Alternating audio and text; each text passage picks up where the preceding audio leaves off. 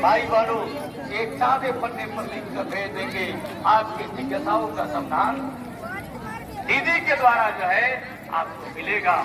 इसलिए हम विशेष नहीं कहेंगे, हम यही कहेंगे कि आपको शांति का दान दीजिएगा, मुंह को बंद रखिएगा, कान को खोल कर रखिएगा, क्योंकि चर्चा में बैठना बड़ी बात नहीं है। चर्चा आपके, अगर आप शिव लेके आए हैं तो ठीक है, अगर नहीं में लेके आए हैं तो दीदी के द्वारा आप शिव लेके जाइए मेरे भाई बहनों, और अपने गांव में, अपने समाज में, अपने जगह पर, अपने जिला, अपने राज्य या देश विदेश जहां भी रहते हैं, क्योंकि शिव जगत के गुरु है, वर्ल्ड गुरु है, आप वहां लोगों को बांटिए। विशेष हम नहीं कहेंगे। इन्हीं शब्दों के साथ मैं अपनी वाणी को परम गुरु शिव के चरणों में विराम देते हुए तमाम भाई बहन श्रोता गुरु के चरणों में मेरा प्रणाम। ऊपर से कोई चीज नहीं लाके साहब और दीदी माँ ने हमारे आपके बीच रखा है कि ये नई चीज है, इसको अपनाओ। वो वही महादेव को कह रहे हैं कि अपना समझो, जो हमारे आपके घर में है, हमारे आपके जो घर में बैठा है, जो मंदिर में बैठा है, गांव की चौपाई चौपाल पर जो बैठा है, बस साहब कह रहे हैं कि उसको अपने दिल में उतार लो, उसको अपना समझो, अपने परिवार की तरह, अपने बच्चों की तरह, अपनी चीजों की तरह, अपनी चप्पल की तरह जो हम आप अपने अपने पास रखे हुए हैं कि भुला न जाए। छोटी सी चीज है, उसके बराबर साहब कह रहे हैं कि कम से कम चप्पल जैसी सोच तो रखिए अपने महादेव के लिए कि भुला जाए तो अफसोस हो। कितनी भी खराब और पुरानी चप्पल होती है हमारी आपकी, रास्ता में अगर टूट जाती है तो उठा कर ले आते, फेंकते नहीं हैं। तो वैसे ही उतना ही महत्व, छोटा सा महत्व महादेव को भी दे दीजिए, साहब दीदी माँ को भी दे दीजिए, और कुछ भी नहीं करना है।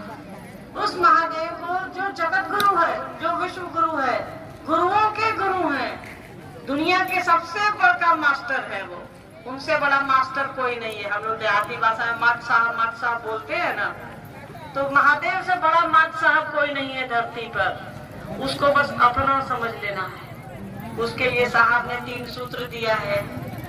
पहला सूत्र है कि हे शिव आप मेरे गुरु हैं, हम आपके शिष्य हैं, मुझ पर दया कर दीजिए। जैसे उसको कहिएगा कि आप मेरे हैं, अधिकार बना लिए, कहते हैं ना मेरा सामान है, मेरी चप्पल है, मेरा बच्चा है, मेरा घर है, मेरी जमीन है, हमार खेत है, वैसे ही कहना है कि शिव मेरे हैं, हमारे हैं। तब है कि आप दया कर दीजिए। हे शिव आप मेरे गुरु हैं, मैं आपका शिष्य हूँ। जैसे आप किसी को अपना समझिएगा, आप उसके हो जाइएगा ना। और क्या आपके पिता तो है ही, पर जब वो स्कूल में पढ़ाते हैं वो मास्टर हैं, उनसे ज्ञान लीजिए। कोई ये डॉक्टर है, आपको बुखार लगा है तो आप इनसे दवाई कराइएगा कि हमसे दवाई कराइएगा? इन्हीं जो डॉक्टर है उसी से ना दवाई कराइएगा।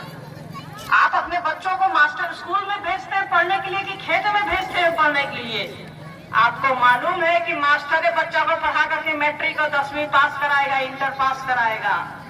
आप अपने बच्चा को किसान के यहाँ नहीं भेजते कथा गाथा सीखने के लिए, आप अपने बच्चे को विद्यालय भेजते हैं जो बगल में है कि जाओ पढ़ो और पास करो। समझने की कोशिश कीजिए। इसीलिए शिव को गुरु बनाना जरूरी है कि हमको जीव को शिव के पास जाना है और उसकी यात्रा कितनी आसान हो जाए, क्योंकि ये जगत है, यहाँ हमको और आपको शिव याद नहीं आते। अब तो ये स्थिति है कि हमको और आपको माँ बाप याद नहीं आता, भाई बहन याद नहीं आते, तो महादेव और प्रसन्नता कहाँ से याद आएंगे? तो हमको और आपको याद दिलाने के लिए उस गुरु को अपना बनाने की जरूरत है, जो दुनिया का सबसे बड़ा गुरु है। यहाँ की वर्तमान स्थिति ये है कि शिव चर्चा चरणों में मेरा प्रणाम है, और प्रणाम है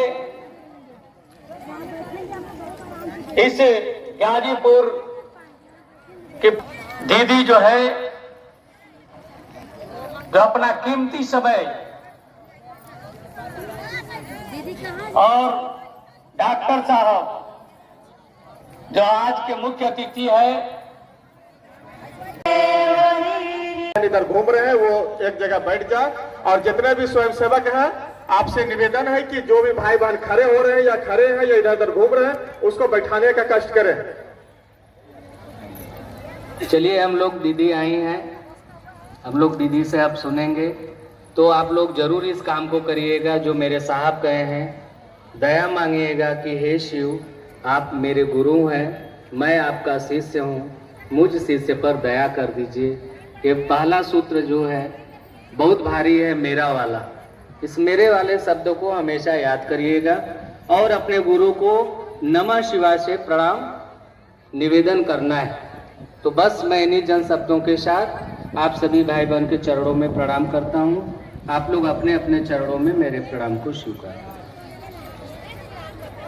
ध्यान रखेंगे और जो भी भाई बहन अभी तक